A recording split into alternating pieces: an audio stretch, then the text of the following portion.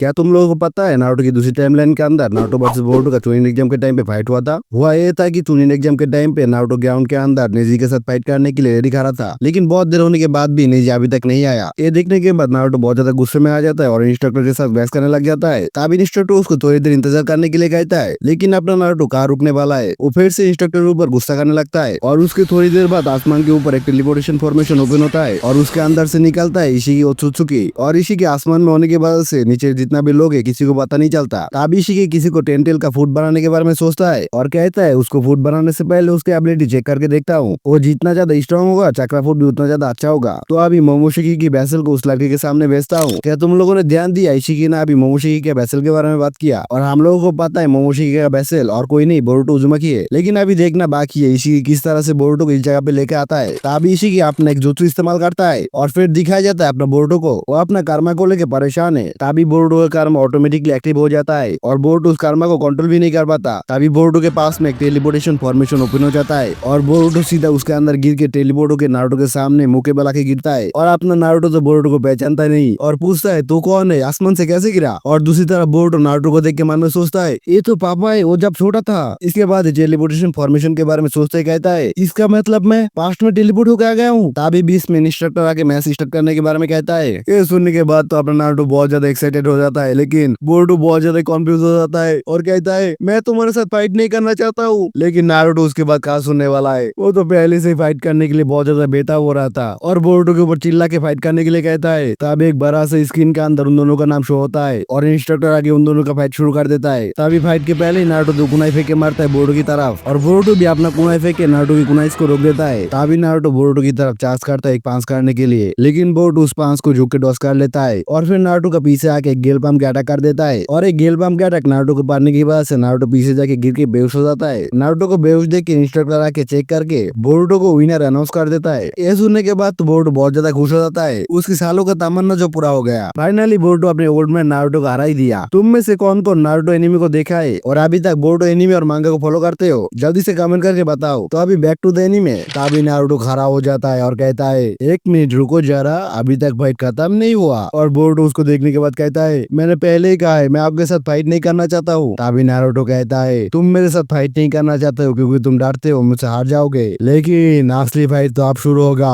ये सुनने के बाद बोरुतो भी बहुत ज्यादा गुस्सा हो जाता है और दूसरी तरफ नारुतो भी गुस्से में अपना नाइन टेल का चक्र बाहर की तरफ रिलीज करने लगता है और उसकी चारों तरफ नाइन टेल का क्यूबी चक्र बहने लगता है। और ये देखने के बाद बोरुतो बहुत ज्यादा शॉक हो जाता है और उसके बाद अपना शैडो क्लोन जुत्सु को इस्तेमाल करता है और उसका 4 शैडो क्लोन बाहर आता है। फिर वो अपना चारों शैडो क्लोन नारुतो की चारों तरफ गोल गोल घुमा के पेपर बम लगा हुआ कुनाई नारुतो की तरफ फेंकता है। तभी वो सारे बम नारुतो के पास में जाके ब्लास्ट हो जाता है। कुछ देर बाद धुआं हटने के बाद दिखाया जाता है नारुतो की पूरी बॉडी के ऊपर रेड चक्रा से घिरा हुआ है। नारुतो अभी वांटेल मोड पे आ चुका है। ये देखने के बाद बोरुतो थोड़ा सा शॉक हो जाता है और बिड़बिड़ाने लगता है डैम ये चक्रा क्यों, पापा की पूरा बॉडी के ऊपर कंट्रोल लेने से पहले उसको हराना होगा। लेकिन तभी अचानक से बोरुतो के साथ कुछ होता है, वो अपने दिल को पकड़ के मिट्टी के ऊपर गिराने लगता है और तभी उसके अंदर से निकलता है मोमोशिकी ओत्सुत्सुकी। वो चारों तरफ देख के कहता है लड़के लगता है तुझे फाइट करने में बहुत ज्यादा मुश्किल हो रहा है, चल किड अभी शिफ्ट करे। और उसके बाद ही बोरुतो के पूरा बॉडी के ऊपर मोमोशिकी कंट्रोल ले लेता है। नारुतो अभी नाइन टेल मोड पे है और दूसरी तरफ बोरुतो के ऊपर भी मोमोशिकी ने कंट्रोल ले चुका है। अभी शुरू होगा असली फाइट। तभी मोमोशिकी नारुतो को चैलेंज करता है फाइट के लिए और नारुतो भी उसको देख के गुस्से में गुड़ाने लगता है और राशिंगन को एक्टिव करके सीधा जाम करता है मोमोशिकी के ऊपर अटैक करने के लिए और मोमोशिकी भी जाम करके राशिंगन को एक्टिव कर लेता है। फिर दोनों राशिंगन आमने सामने एक दूसरे के साथ टकराता है और चारों तरफ भी इसका फोर्स फैलने लगता है और कुछ देर बाद दिखाया जाता है नारुतो मोमोशिकी के सामने गिरा हुआ है। तभी ऊपर दिखाया जाता है इशिकी को, वो पहले से पूरा फाइट को देख रहा था। तभी इशिकी कहता है मोमोशिकी स्ट्रॉन्ग है, अभी उसको इनवाइट करता है होली ट्री को साथ में मिलकर ग्रो करने के लिए और फिर खुद का जुत्सु इस्तेमाल करके छोटा होकर सीधे मोमोशिकी के कंधे पे आ जाता है और मोमोशिकी को उस काम के लिए इनवाइट करता है और मोमोशिकी भी राजी हो जाता है। इन दोनों के बीच क्या बातें होता है इतना ज्यादा इंपॉर्टेंट नहीं है। हमारा असली गोल जो था नारुतो वर्सेस बोरुतो खत्म हो चुका है और हम लोगों को पता चलता है बोरुतो जीत चुका है। मुझे लगता है अगर बोरुतो के ऊपर मोमोशिकी कंट्रोल नहीं कर लेता तो नारुतो जीत जाता। तुम लोगों को क्या लगता है कमेंट करके बताओ और ये पूरा वीडियो कैसा लगा है वो भी कमेंट करके बताओ। अगर इस तरीके का और भी वीडियो देखना चाहते हो तो भाई की चैनल को सब्सक्राइब करके रख देना। तो मिलेंगे फिर किसी एक वीडियो के अंदर, आज के लिए इतना ही, बाय बाय।